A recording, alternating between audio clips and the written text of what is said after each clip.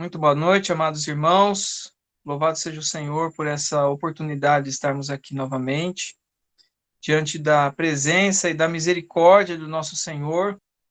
Nós continuamos a, a conhecer, a, através de João, continuamos a conhecer mais da graça e da presença do nosso Deus, né? Então, tem sido muito proveitoso para nós conhecermos e buscarmos a palavra dessa forma expositiva, né? Então, nós podemos ir versículo por versículo, considerando diante do Senhor. E, irmãos, nós chegamos no momento aqui, que hoje, com a graça do Senhor, vai ser falado, né? Um momento muito importante desse evangelho. E que nos toca bastante, né? Que marca bastante. E é uma história que reflete a nossa história, né? E que deve refletir a nossa história. Então, realmente que o Senhor nos dê um coração aberto, um coração novo, para compreendermos mais da sublimidade do conhecimento de Cristo, que não é um conhecimento objetivo, né? Não é simplesmente uma coisa que nós ouvimos dizer, mas na realidade a sublimidade do conhecimento de Cristo é a revelação da sua pessoa e a nossa resposta a ele também. A nossa resposta a ele aqui é o que é visto nesse capítulo de João, capítulo 12, né? Então, só para ficar claro, nós vamos iniciar aqui a partir de João 11, do versículo 47 em diante. Eu vou ler só uma porção aqui rápida. E depois do capítulo 12 até o versículo 11, né? Do versículo 1 ao 11 do capítulo 12, tá? Então, começando aqui, irmãos, nós estamos aí finalizando, né, o momento em que o Senhor fez esse sinal, esse milagre maravilhoso da ressurreição, mostrando o seu poder da ressurreição. Na sua segunda visita a Betânia, né, o segundo relato que nós temos, pode ser que tenha tido mais momentos, né, mas o segundo relato que nós temos, o primeiro foi quando Marta estava servindo, né, Maria estava lá aos pés do Senhor, e Lázaro não fala nada sobre ele, então é possível que ele nem estivesse lá, ou que estivesse indiferente. Daí logo depois nós vemos o Senhor ressuscitando Lázaro, que foi o que nós vimos na última porção.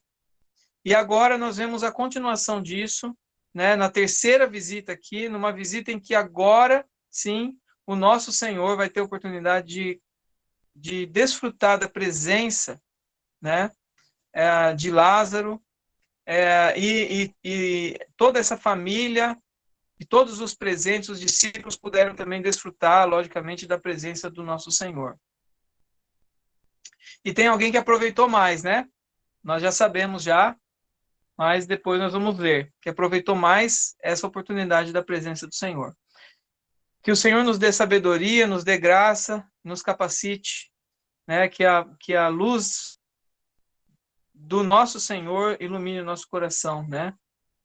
Então, o versículo 47, então, os principais sacerdotes e fariseus convocaram o sinédrio e disseram: o que estamos fazendo, uma vez que este homem opera muitos sinais? Se o deixarmos assim, todos crerão nele. Depois virão os romanos e tomarão não só o nosso lugar, mas a própria nação.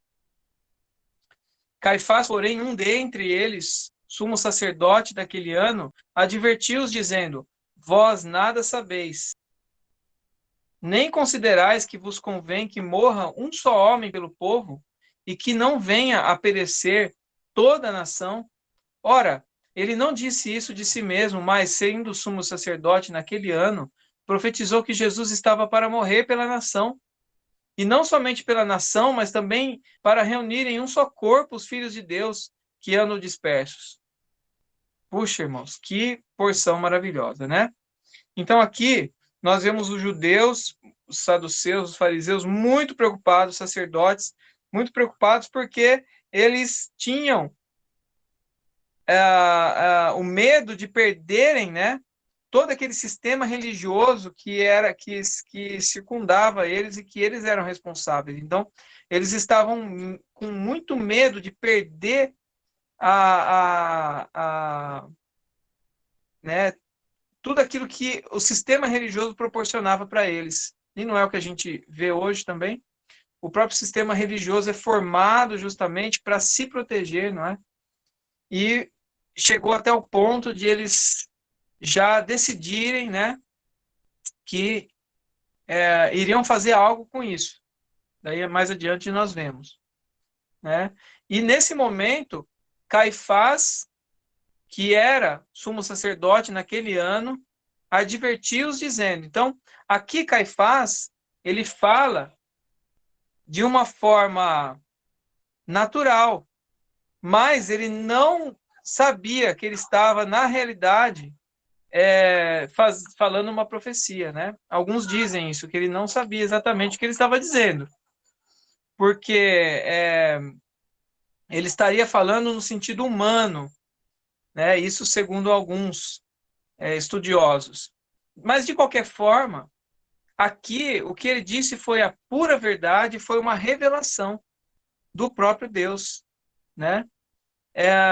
Ele disse que vós nada sabeis nem considerais que vos convém que morra um só homem pelo povo e que não venha a perecer toda a nação. Puxa, era justamente isso que eles precisavam que fosse revelado para eles. Então, não é questão de saberem, dos judeus saberem por que Jesus veio. Aqui ficou claro. Caifás disse claramente que ele, o próprio Jesus, viria e seria ele mesmo que estava na frente deles, morreria por toda a nação, viria a perecer, ou seja, ele é o Cristo. Quando Pedro recebeu essa revelação, o Senhor falou: não foi carne e sangue que te revelou, mas foi o próprio Deus, foi do alto que veio essa revelação. E aqui nós vemos também essa revelação, que o Cristo, que Deus, Jesus, era o Cristo, né? E é o próprio Deus. Aquele que estava na frente deles. Aquele que eles estavam decidindo se iriam fazer algo em relação a isso ou não. Se iriam matá-lo ou não. Ora, versículo 51, ele não disse isso de si mesmo, mas sendo sumo sacerdote naquele ano, profetizou que Jesus estava para morrer pela nação. Olha, e não somente pela nação, mas também para reunir em um só corpo os filhos de Deus que andam dispersos. Né? Então, essa fala aqui foi uma profecia mostrando e incluindo a cada um de nós, mostrando o motivo e a vinda do nosso Senhor a morrer pela própria nação. Aquele que havia ressuscitado Lázaro não estava aqui sem propósito. Ele estava aqui com o objetivo claro de morrer pela nação e reunir em um só corpo os filhos de Deus, que são todos aqueles que creem e recebem o nosso Senhor Jesus e andam dispersos, que estavam andando dispersos, e ainda aqueles que hão de vir depois de nós, que ainda andam dispersos. Logo depois disso, nós vemos que desde aquele dia resolveram matá-lo. Veja só, irmãos, a diferença de uma palavra que é uma palavra de profecia que foi falada, uma palavra clara que deveria levá-los ao arrependimento, deveria levá-los a se render aos pés do Senhor, se arrepender e falar, né, se entregar a Deus, receber esse Cristo, e a reação que eles tiveram, resolveram matá-lo. Por quê? Porque eles tinham todo esse sistema, como eu disse, esse sistema já firmado. Eles eram, os romanos davam para eles uma certa autoridade sobre o povo. Só que os romanos também cobravam deles que houvesse que houvesse uma normalidade, que houvesse paz entre eles, que não houvesse nada que preocupasse os romanos. Então, os romanos não iriam incomodá-los, né? Iam deixar eles viverem lá, iam deixar, inclusive, os sacerdotes exercerem seu sacerdócio, iam poder fazer todos os seus ritos religiosos, mesmo estando sob domínio de Roma. Então, eles deixavam, só que desde que tudo fosse mantido em ordem. E se não fosse mantido em ordem, eles teriam que prestar satisfação para César. Então, o que acontece é que eles estavam também preocupados em perder todo o sistema religioso, perder a autoridade que eles tinham e, além de tudo, também tem que prestar satisfação para César. Porque se Jesus, na cabeça deles, nós sabemos que sim, que é, mas se Jesus, para eles, fosse realmente o rei, iria destronar os outros reis, não é? Então eles estavam muito preocupados com esse Jesus que estavam fazendo sinais e coisas que nunca se havia visto. Ressuscitar um morto de 4 dias. Isso foi para eles algo chocante que devia levá-los a se render aos pés do Senhor, mas não. Levou-os ainda a ficar mais irados contra o Senhor. Aí nós vemos a perversidade do homem, nós vemos também o extremo que chega uma pessoa ser dominada por esse sentimento religioso, né? Por manter seu sistema religioso. Então, o que ocorreu depois? 54, de sorte que Jesus já não andava publicamente entre os judeus, mas retirou-se para uma região vizinha ao deserto, para uma cidade chamada Efraim, e ali permaneceu com os discípulos. Então o Senhor se retirou, tá? Porque o Senhor sabia que eles já queriam o matar, e ele ainda não era o momento ainda.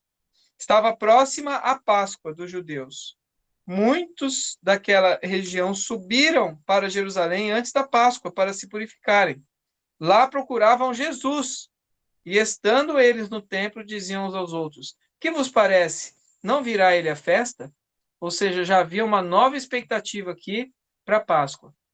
Ora, os principais sacerdotes e os fariseus tinham dado ordem para que, se alguém soubesse onde ele estava, denunciá-lo a fim de o prenderem. Então, essa ordem aqui não é simplesmente mandar os soldados prendê-lo. Não era simplesmente isso. Era uma ordem expressa, uma ordem como se fosse aquelas no Velho Oeste, como se diz, né? Que tem aquelas pessoas lá procurado e colocava a foto da pessoa lá, e todo mundo sabia que se alguém achasse aquela pessoa, deveriam denunciar, porque a pessoa deveria ser entregue para os soldados. Então era algo público, algo que ficava assim, com os soldados. Eles sabiam quem que era que estava procurado, mas também o povo sabia que Jesus estava aí com uma ordem, né? Estava com uma ordem para prendê-lo. Então, após ser rejeitado, depois que o Senhor foi rejeitado, o que ele fez? Ele, né, aqui nessa situação, nesse momento, ele saiu, foi para Efraim, foi para o deserto aqui, né, para Efraim, e era um momento em que ele havia sido rejeitado pela religião que se dizia uma religião de Deus, né? Criada não, né? Mas originada em Deus. Tudo aquilo, irmãos, que havia em Jerusalém, o único sentido para tudo aquilo era Jesus, era Cristo. Ele era o sentido de tudo. Ele é e era o motivo de tudo. A expansão de tudo, dos rituais, do templo, da oferta. Todos os detalhes nós vemos expressava a Cristo. Só que justamente eles rejeitaram a Cristo. E assim, o Senhor voltou seus olhos para aqueles que estavam em seu coração, para o seu remanescente. Ele foi buscar aqueles que se mantinham fiéis e que receberam a misericórdia de Deus de ter essa revelação. Abriram seu coração para ouvir o Mestre, para ouvir o Cristo, e creram que Jesus é o Cristo, o Filho do Deus vivo. Esse é o remanescente que estava lá em Betânia. Aí nós chegamos no capítulo 12. 6 dias antes da Páscoa, foi Jesus para Betânia, onde estava Lázaro, a quem ele ressuscitara dentre os mortos. Aleluia! O Senhor agora teve a oportunidade de se sentar à mesa com Lázaro e conversar com ele, né, e se alegrar pelas obras do Pai, pelas obras que o Senhor tinha feito na vida deles. E aqui nós vemos também, de forma clara, né, que eram 6 dias antes da Páscoa. E era um momento de clímax, um momento muito, muito singular, porque o Senhor estava prestes a ser entregue, né, a ser traído. E a alma do nosso Senhor, como estava nesse momento? Estava profundamente angustiada, estava desolada, porque ele via que tudo aquilo era, tudo que existia lá, que era para ele, e não fazia sentido sem ele, né? Ele veio para trazer sentido a tudo, veio para trazer a salvação, veio para os que eram seus, mas os seus não receberam. Eles o rejeitaram. Então aí, nesse momento, o momento em que sua alma está angustiada, profundamente angustiada, ele vai até Betânia e alivia a sua alma, junto com os seus, junto com Marta, junto com Maria e com Lázaro, e se senta à mesa. E naquele momento, ele deixa tudo para se concentrar na comunhão com os seus filhos, com aqueles que foram salvos, foram curados, foram libertos por ele, com aqueles que estão em seu coração e que têm o seu coração para ele também. Ele foi para Betânia, esse lugar tão querido, lugar de descanso, essa casa que mostra toda a riqueza de Deus e do trabalhar de Deus na vida de alguém. Nessa casa, nós vemos um cristão verdadeiro. Nós vemos um cristianismo normal, não um cristianismo nominal. Cristianismo nominal é aquele que é só de nome. Aquele que fala, eu sou crente, eu vou na igreja. Mas aqui não. Aqui em Betânia nós temos aqueles que realmente viram a Cristo, que anseiam, que desejam a presença do Senhor e que se sentam com Ele à mesa e que compartilham dos seus sofrimentos, que compartilham desse momento angustiado e uns aliviam-se com os outros, juntos. Uns lavam os pés dos outros, sendo fortalecidos, sendo encorajados em comunhão. Não é assim que deve ser, irmãos, e que é em muitos momentos, e que deve ser sempre a nossa comunhão entre nós, irmãos, quando nós estamos juntos.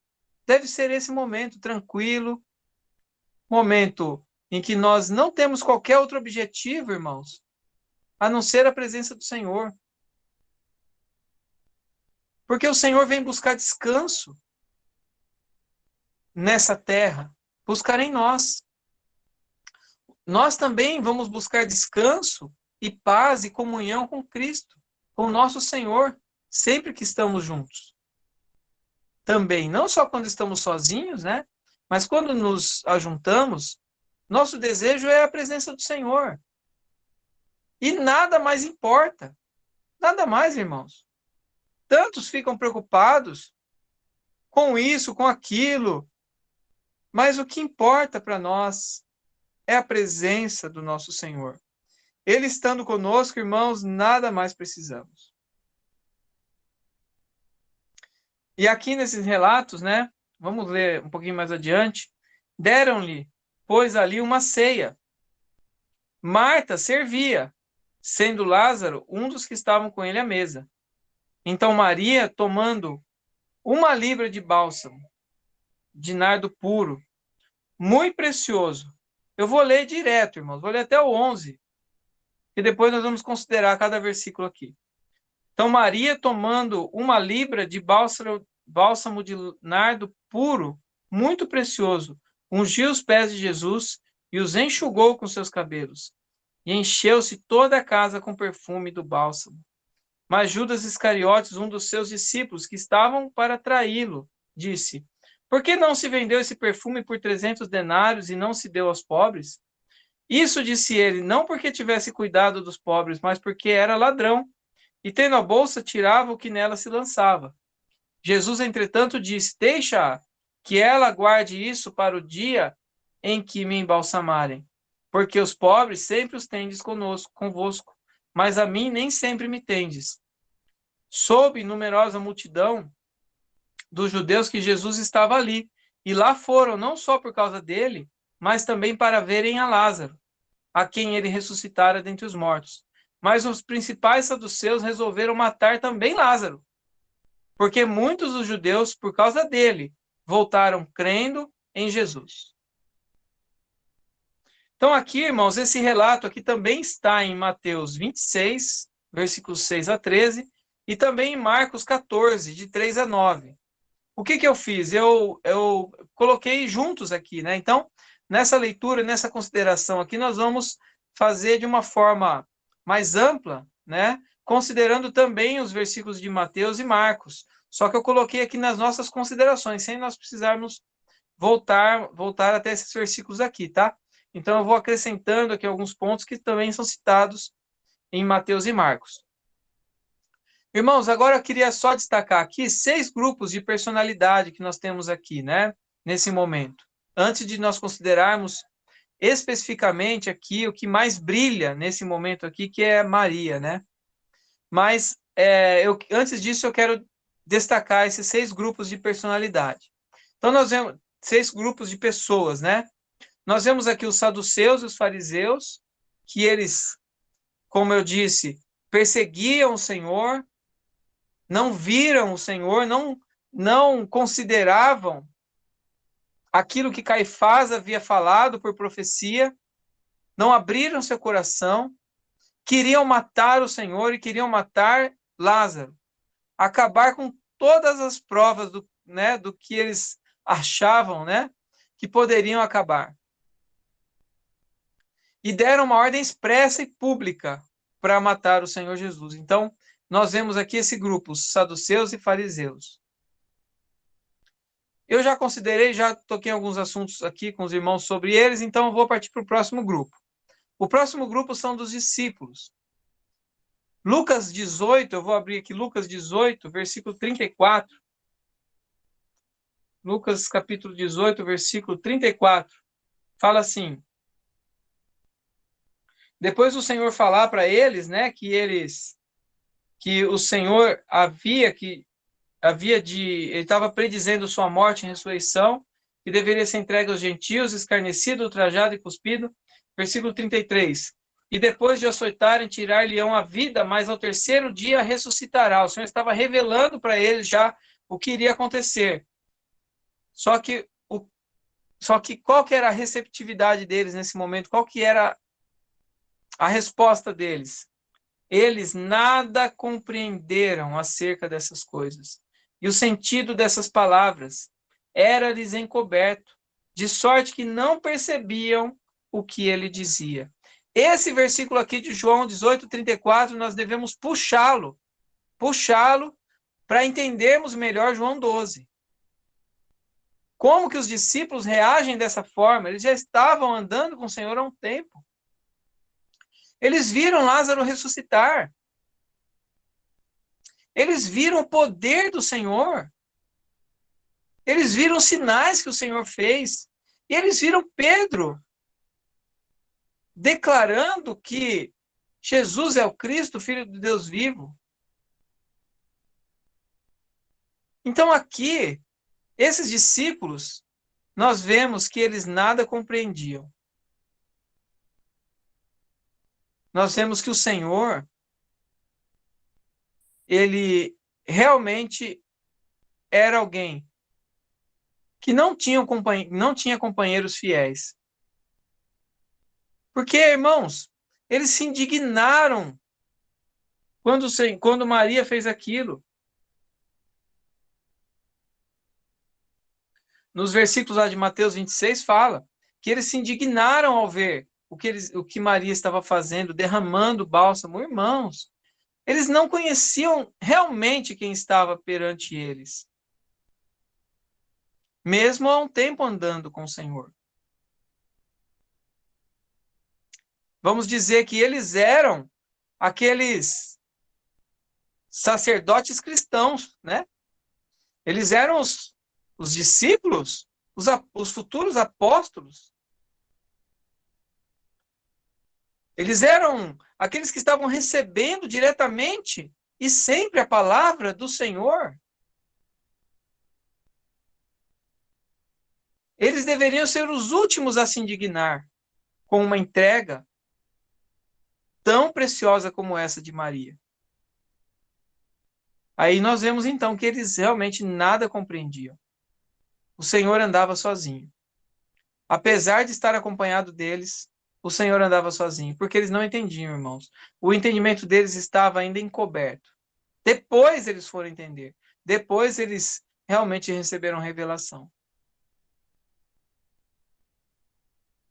O segredo do Senhor, apesar de estar sozinho, apesar de não estar adequadamente acompanhado pelos discípulos, né? Nesse momento, até esse momento, era que ele só ouvia o Pai.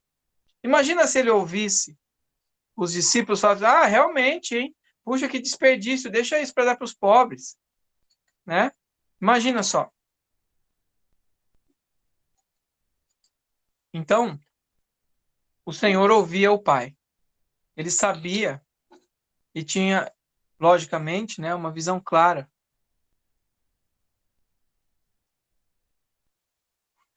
No versículo 5, ele fala assim: por que não se vendeu esse perfume por 300 denários e não se deu aos pobres? É uma visão torcida, uma visão nebulosa sobre aquilo que tinha ocorrido, aquilo que tinha acabado de ocorrer. Uma visão nebulosa, não era claro. Isso pode acontecer conosco, irmãos? Pode acontecer com filhos de Deus? De você, apesar de conhecer a Bíblia, ou ter lido a Bíblia algumas vezes até, ou de ter completado sei lá quantas e quantas reuniões, quantas e quantas palavras. Puxa, que palavra bonita que eu ouvi, que palavra boa que eu ouvi. Quantas e quantas vezes? Será que ainda a nossa visão é turva? Será que a nossa visão ainda é torcida? Ainda nós não entendemos os caminhos do Senhor? Que possamos nos arrepender, irmãos. Que possamos abrir o nosso coração para o Senhor, que Ele se revele para nós. Que tenhamos um coração aberto para que Ele se mostre para nós. Aqui nós vemos que o ponto de vista de uma pessoa depende do que há no seu interior. Aqui o ponto de vista dos discípulos é porque no interior deles havia isso. E Judas pior ainda, né? Então, Judas é esse terceiro grupo. Eu falei do primeiro grupo, os sacerdotes, depois, segundo grupo, os discípulos, agora o terceiro, Judas. Judas pior ainda. Judas, ele teve cinco relatos aqui, 5 falas, 5 momentos que ele falou aqui, né, nos evangelhos. A primeira delas foi essa aqui. O primeiro relato de fala de Judas foi essa, né? O que ele falou? Por que não vendeu esse perfume por 300 denários e não se deu aos pobres? Então aqui nós vemos também que Judas era cego, né? depois de 3 anos andando com o Senhor, o Senhor ainda, né, ele sabendo, mesmo sabendo do coração de Judas, sabendo do desvio de Judas, ele ainda mantinha Judas, ainda mostrava confiança para ele, como forma de provar Judas, né? Então deixava na mão dele a, a, aqui a bolsa, né? Como diz aqui no versículo 6, ó, isso disse ele, não porque tivesse cuidado dos pobres, mas porque era ladrão, olha só. E tendo a bolsa, tirava o que nela se lançava. Que perverso, né? Coração perverso. Fazer isso com essa bolsa que juntava, que as pessoas ofertavam para o Senhor, para as necessidades dos discípulos. E ele pegava e lançava, né? Pegava tudo que se lançava para ele, né? Então, provavelmente, ele tinha a capacidade de administrar dinheiro. E isso foi uma das tentações, né, que levou ele a ser tentado. E o Senhor mostrava confiança para ele para prová-lo. E ele devia talvez se orgulhar ou se vangloriar assim por saber administrar, os discípulos às vezes os outros talvez não soubessem. Então, Judas aqui nessa situação, ele não somente levava a bolsa, mas ele roubava. Então, esse é o terceiro grupo, Judas. O quarto é Lázaro. Na primeira visita, Lázaro não estava. Na segunda, Lázaro está morto. E na terceira, Lázaro está aqui. Mas ele falou alguma coisa? Não. Aqui nós não vemos nenhuma fala de Lázaro. Por quê, irmãos? Porque ele sozinho, por si só, já é uma demonstração, já é uma pregação do evangelho. Ele por si só é o milagre vivo, o testemunho vivo. Ele mostra em si o poder de Cristo, o poder da ressurreição. Então, por causa disso, onde Lázaro vai, o problema vai junto. Para os judeus, né? Porque Lázaro estivesse lá em tal lugar, as pessoas iam lá tentar ver Lázaro, tentar entender o que estava acontecendo, perguntar qual foi a experiência dele, e ele ia falar de Cristo, né? Ele ia deixar de falar de Cristo? Não ia.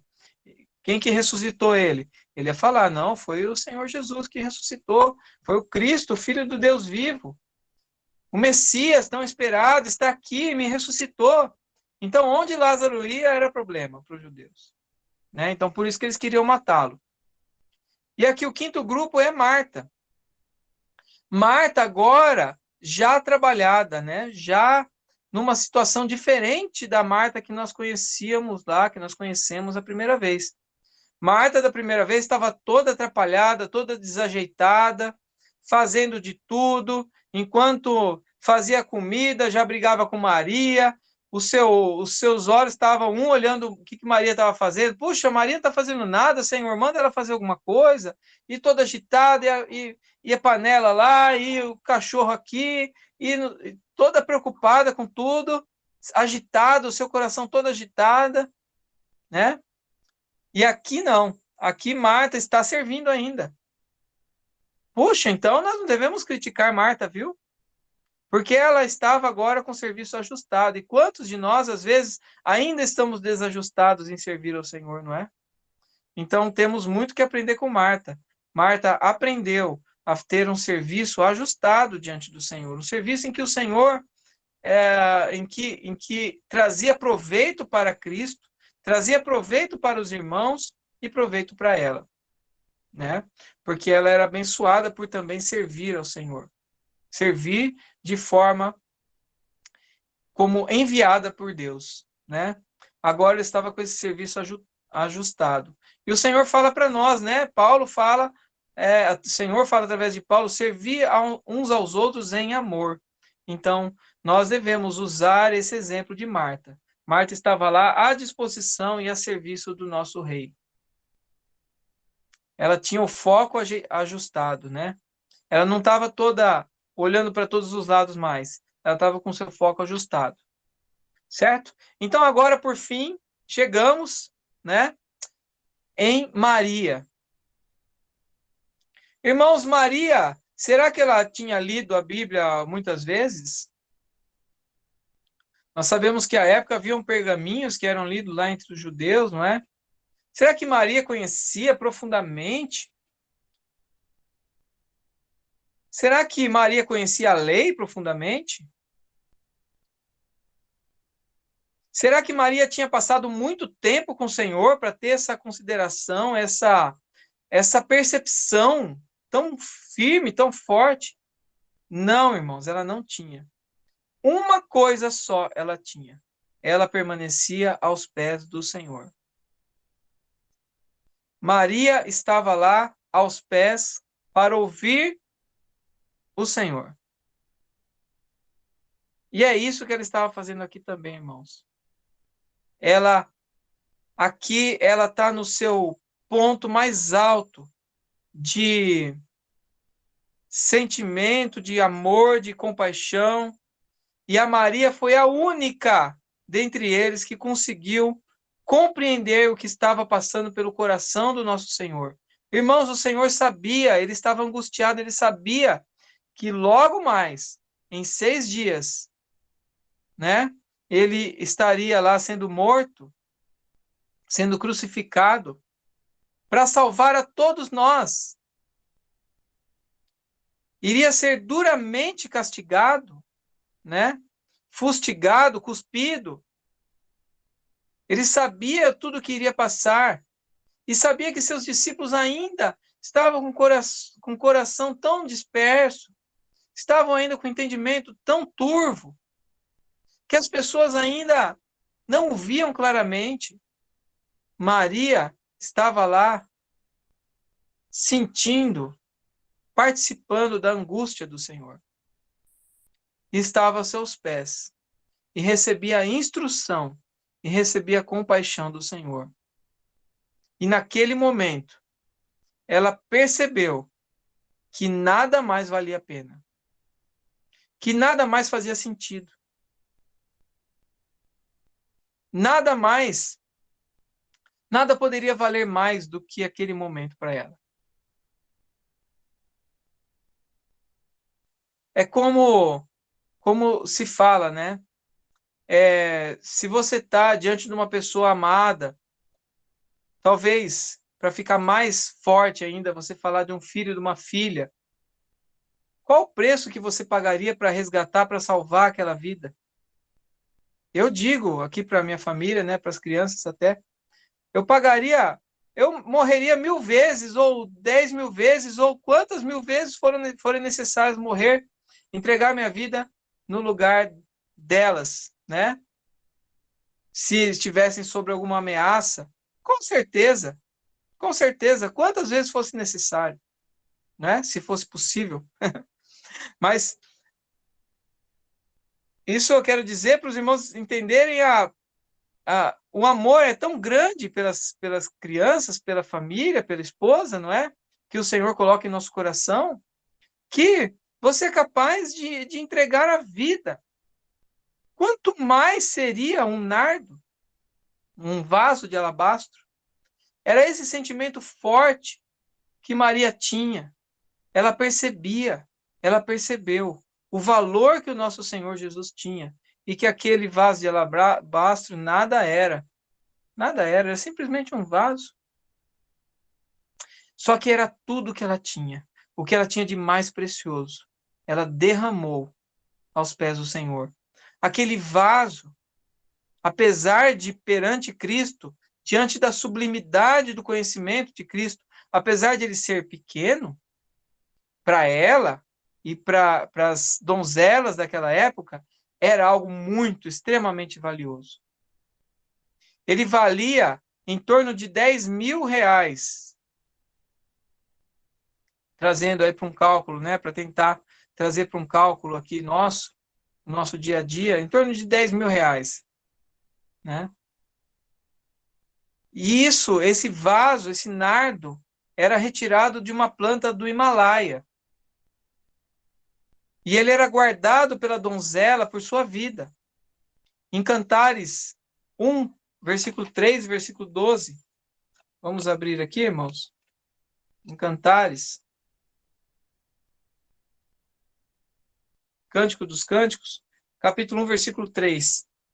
Suave é o aroma dos teus ungüentos, como unguento derramado. É a esposa falando, né, para o esposo. Suave é o aroma dos teus ungüentos, como unguento derramado é o teu nome. Por isso as donzelas te amam. O versículo 12. Enquanto o rei está assentado à sua mesa, o meu nardo exala o seu perfume. Agora o 4:9. Arrebataste-me o coração, minha noiva, noiva minha. Arrebataste-me o coração com um só dos teus olhares, como uma só pérola do teu olhar. Né? Então, irmãos, aqui o 10. Que belo é o teu amor, ó minha irmã, noiva minha.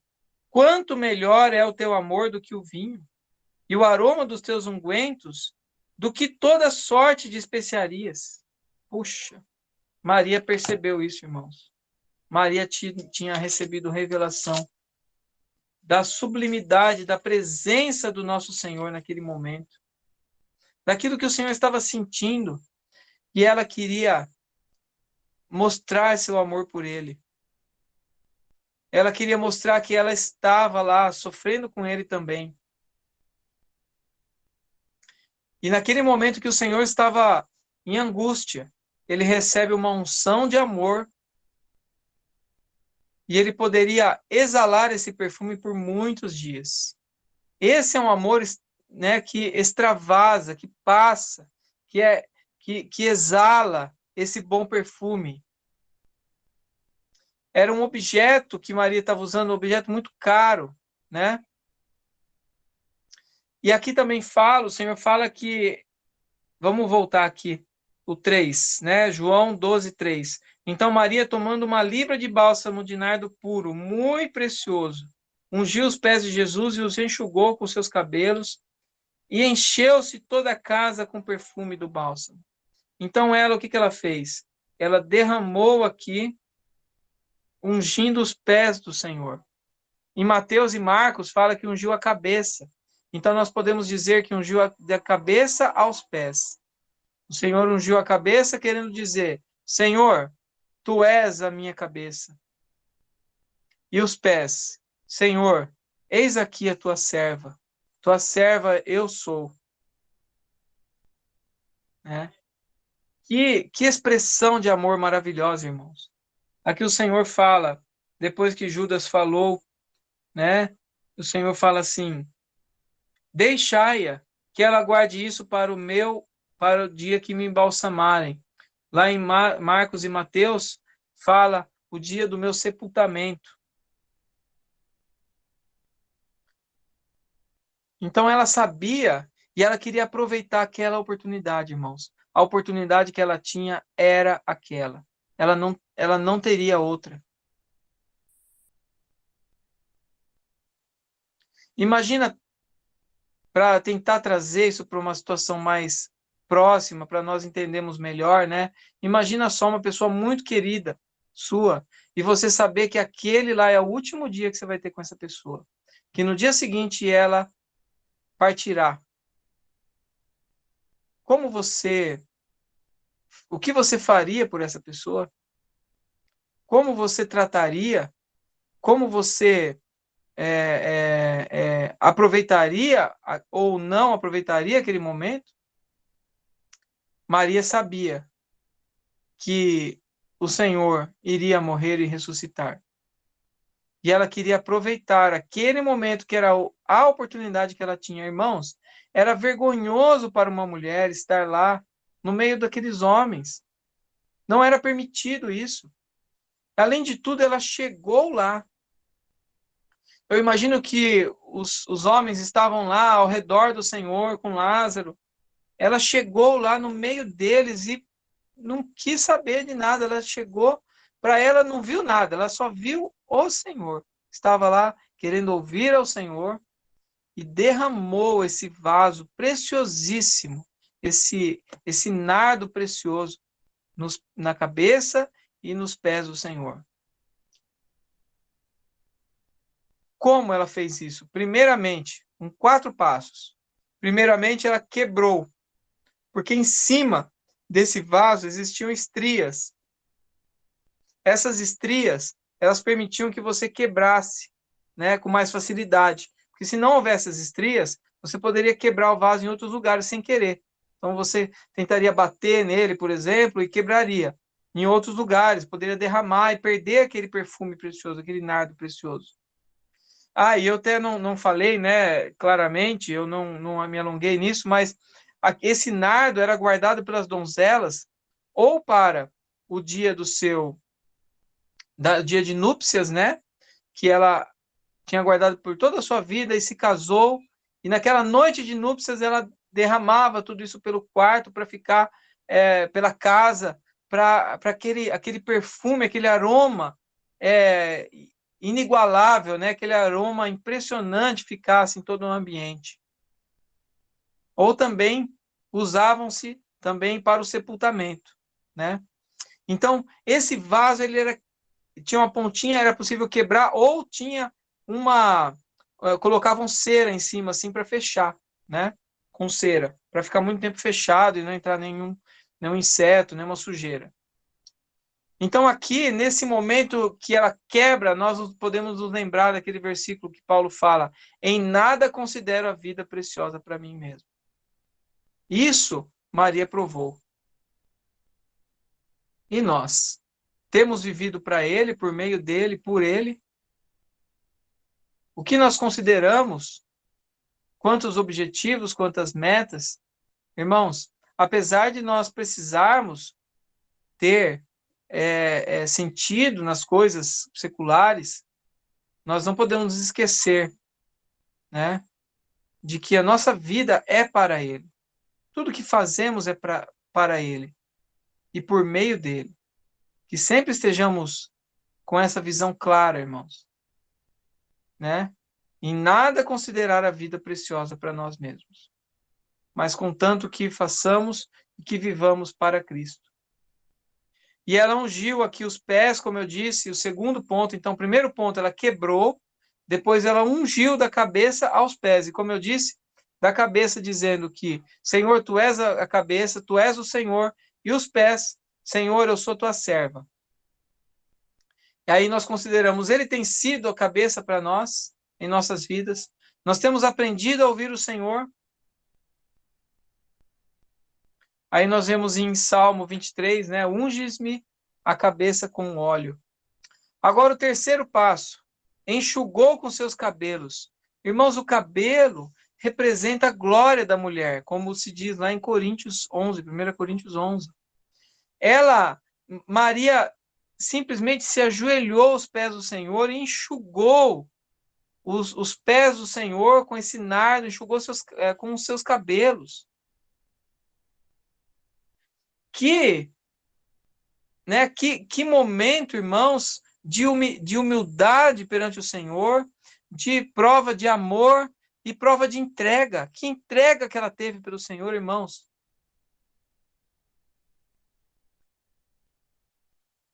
Realmente, irmãos, ela com certeza ela não participou de tantas reuniões como nós, não leu tantas vezes a Bíblia como nós, viu? Mas ela, com um pouco que ela tinha, ela realmente foi uma serva fiel e aprovada por Deus. Ela viu a glória do Senhor.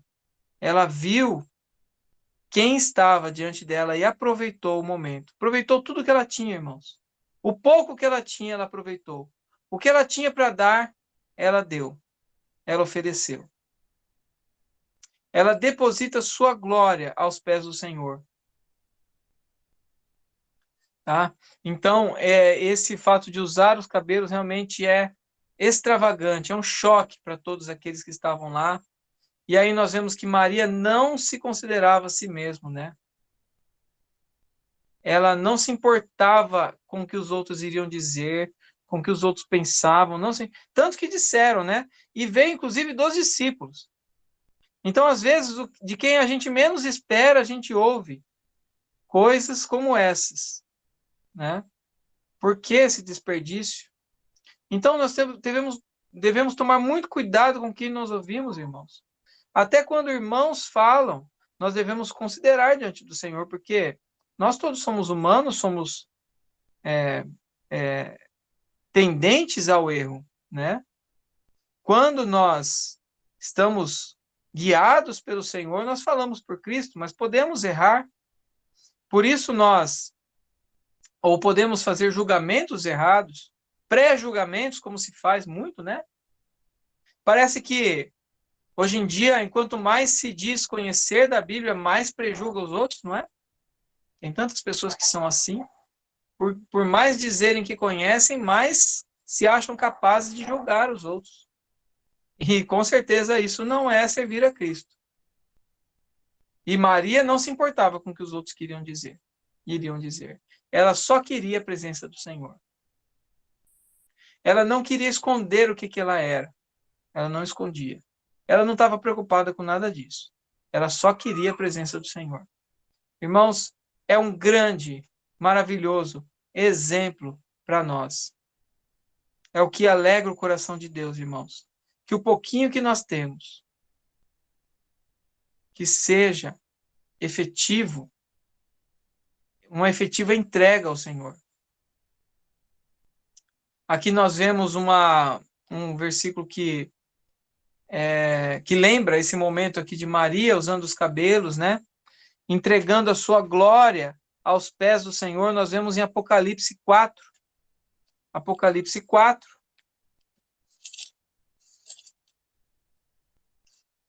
Verso 10 a 11.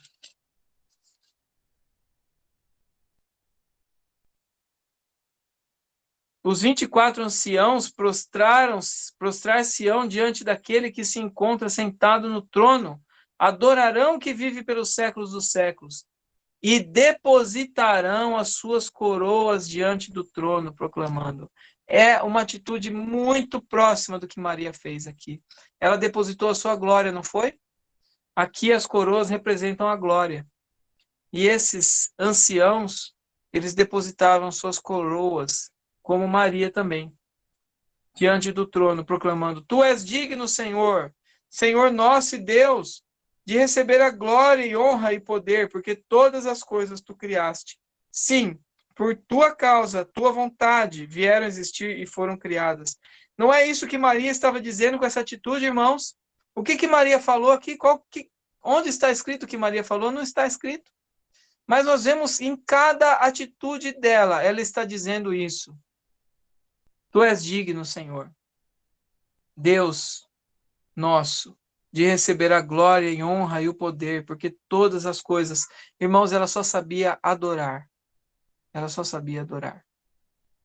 Enquanto todos estavam conjecturando, falando, sabe, irmãos, quanto que nós levamos para o sentido humano, natural as coisas, nós questionamos e falamos e temos opiniões, tantas e tantas, em muitos momentos.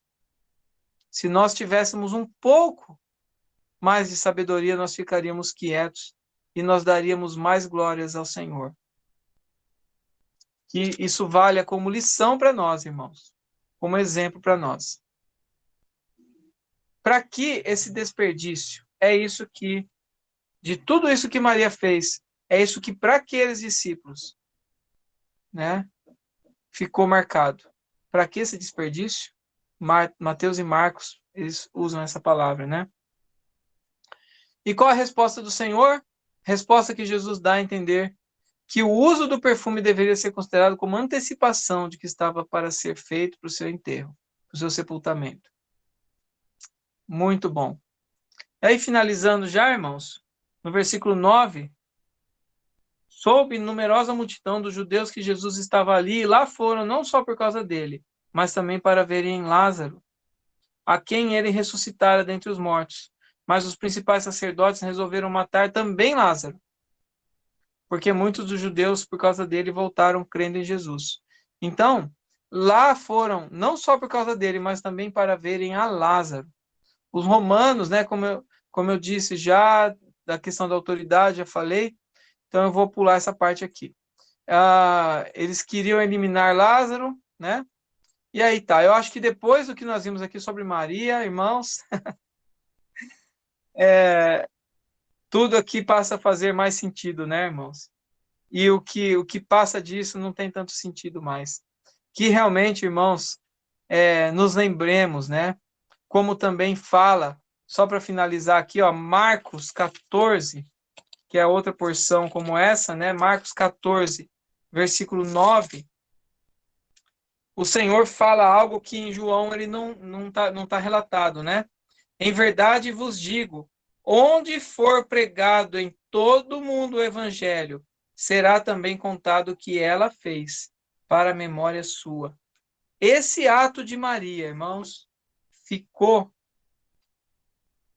ele ecoa, ele se propaga até hoje, e como mandamento ainda, que, que falemos, né, como mandamento do Senhor, que falemos para as pessoas, quando formos falar o Evangelho, lembremos de Maria.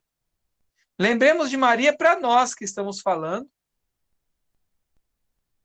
para que tenhamos esse coração como o dela, e também lembramos de Maria para que os outros, para que falemos para os outros, para que eles entendam, para que eles compreendam o que é seguir a Cristo, que é uma entrega, uma consagração total daquilo daquele que era e que há de ser. Entregamos tudo para ele. Ele entregou sua vida por nós, irmãos. Esse não é o evangelho, mas o evangelho não para por aí. O evangelho continua e entregamos também a nossa vida para Cristo. Que seja sempre contado para a sua memória e que também sejamos lembrados, irmãos, como esse remanescente, como esses que o Senhor encontra prazer, encontra descanso, que estejamos nos derramando perante Ele. Vamos orar. Senhor, nosso Deus, nosso Pai, é em nome do Senhor Jesus Cristo nos aproximamos de Ti, por meio do sangue precioso desse nosso Senhor, tão maravilhoso, que derramou sua vida por nós. Estamos aqui, Senhor, em um só Espírito, clamando a Ti, que o Senhor tenha misericórdia de nós. Ó Pai, tem misericórdia de nós. Quanto nós precisamos de Ti, Senhor. Quanto nós precisamos desse coração, um coração como o de Maria. Coração que contempla a Tua face, que adora o Senhor, e que a sua vida é uma vida de dar glória, de depositar toda a glória e honra ao Teu nome, Senhor. Declaramos que Tu és soberano, Tu és grandioso, Tu és eterno. O nosso Deus amado, digno, Tu és digno, Senhor, de toda a glória e honra, para sempre e eternamente. Amém.